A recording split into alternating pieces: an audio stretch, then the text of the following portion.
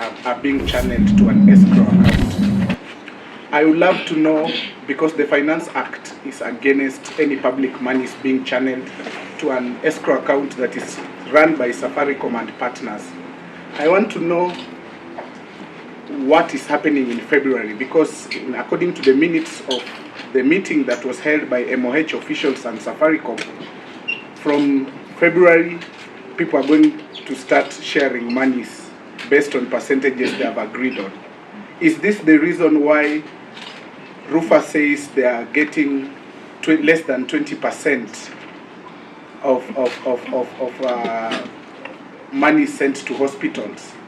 I really want to know from an accountability point of view where Kenyans' monies are going to. Thank you.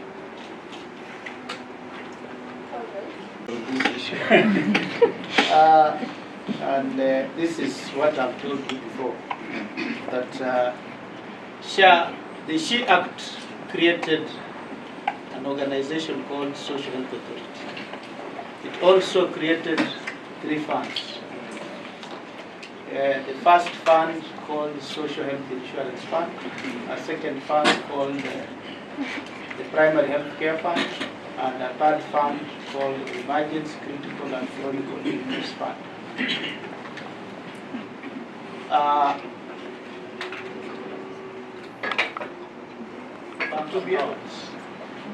Bank accounts to facilitate collection of the 2.75 under SHIF.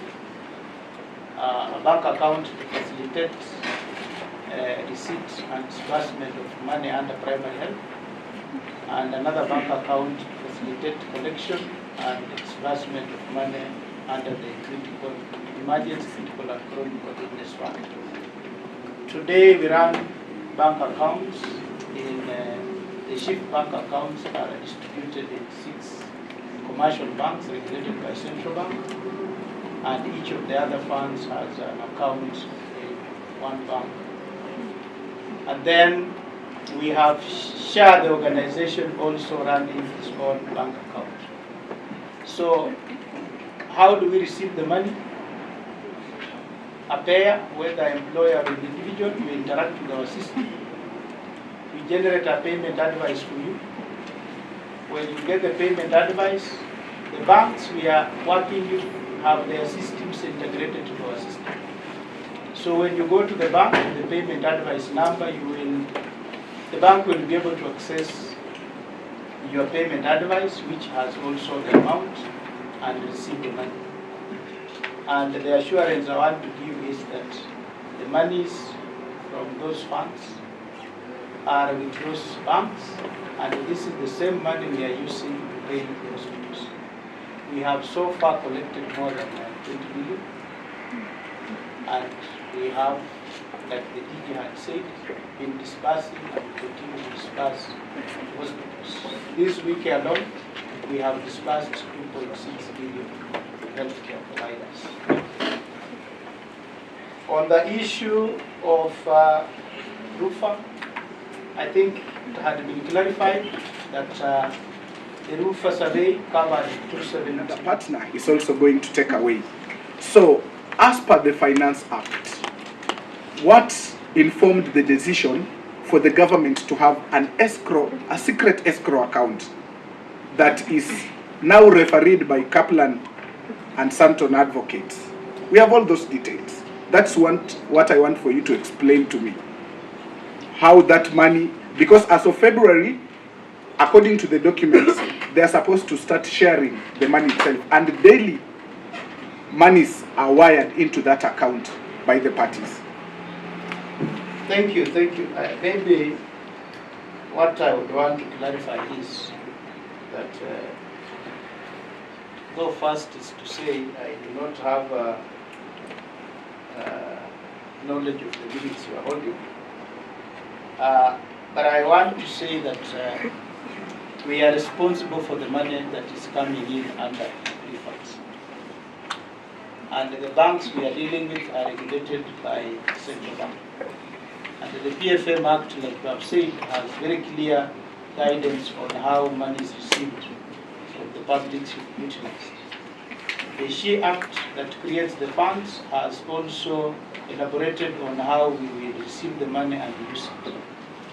I will be readily available to account for any money that will be said to have been lost in those funds, because we are the ones who are signatories, we are the ones receiving and the disbursing.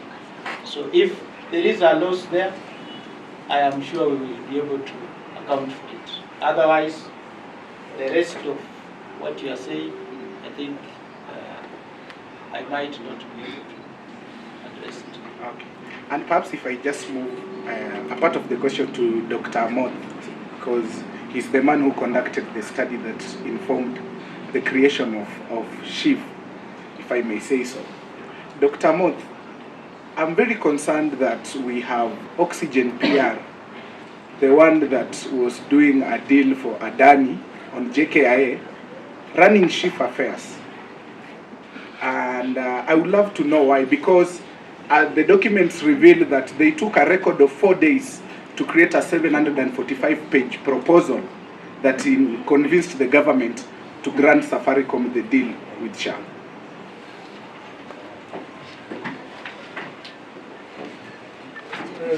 Thank you, Leon. One question.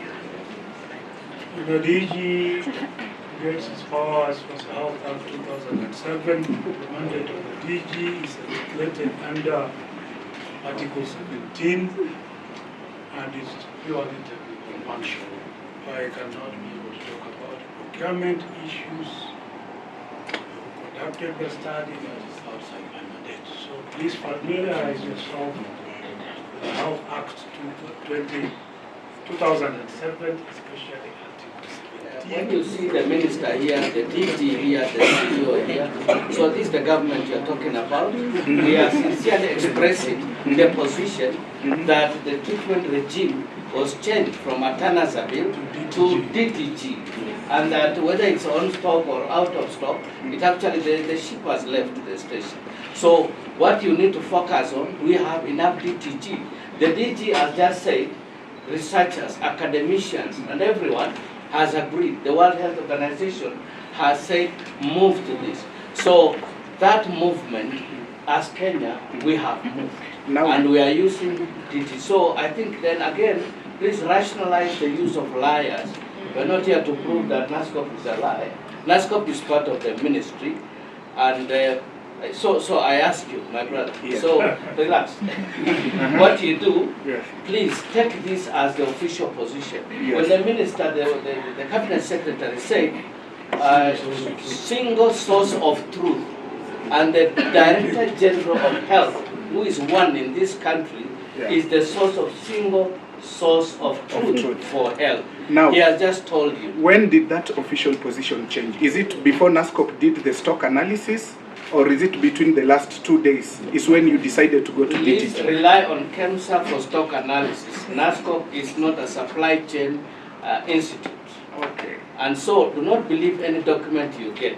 It may have deeper meaning than trying to help the So we shouldn't believe the document NASCOP said? Don't quote me. No, I'm just seeking clarification. I am telling you, if you want supply chain issues, talk to KEMSA, Health Products and Technologies of any type. We are mandated by law under KEMSA Act to give the correct position.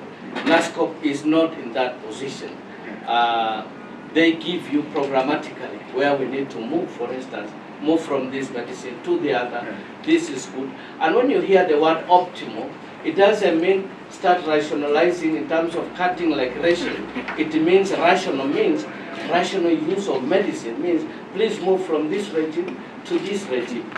So don't take it like because there's shortage, to me a pole, that's not what it meant. It means optimal. I can also send you to the Global Fund report for last year that says KEMSA overstated the price of commodities by 650 million Kenya shillings. They were so disorganized. These things are on record. I believe Global Fund guys are not mad to also highlight some of these issues. So why should I then trust KEMSA and not NASCOP? Please don't use the word mad or liars. Try to rationalize. No, it's okay. Allow me. We'll move to the next question. I can assure you, Leon, I can assure you, media, we will be having weekly discussions, engagements as the Ministry of Health to address all the concerns. As we have said, there's been information asymmetry, there's been disinformation, there's been misinformation out there. We need to ensure that we have one single source of truth. We have one centralized communication. If there is need to have NASCOP on board, if there is need to engage other partners or other people on board, so that we have an exhaustive team that will address all the questions and concerns. That way we don't have things reflecting within our media that are actually, changing the way people perceive the health ministry, or the way people again have their health-seeking behavior. Because ultimately it will affect the outcome within our population in matters morbidity and mortality. And so this is the single source of truth.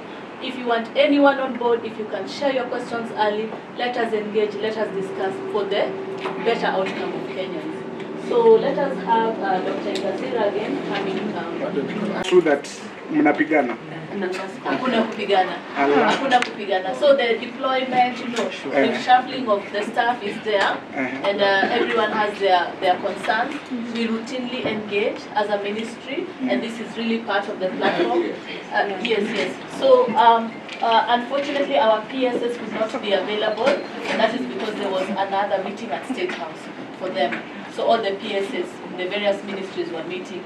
But I can assure you, there is fruitful discussion among the top leadership. We have our weekly meetings, we engage a lot. We look at the work that we have done, and we have had routine meetings to strategize and see how do we have a strategic direction for the ministry moving forward. First of all, in matters Taifa Care, again looking at the issues of the various responses we have, and again the challenges that we may have had last year, what went well, what went less well, matters BCG, etc. So I can assure you, within the ministry we have fruitful engagement, we are discussing and we are working as a team as is recommended, so that we can actually have successful implementation of Taifa Care, and we can have seamless running of the Ministry of Health. And so, as I have said earlier, we will have routine engagement, weekly engagements at the Ministry of Health.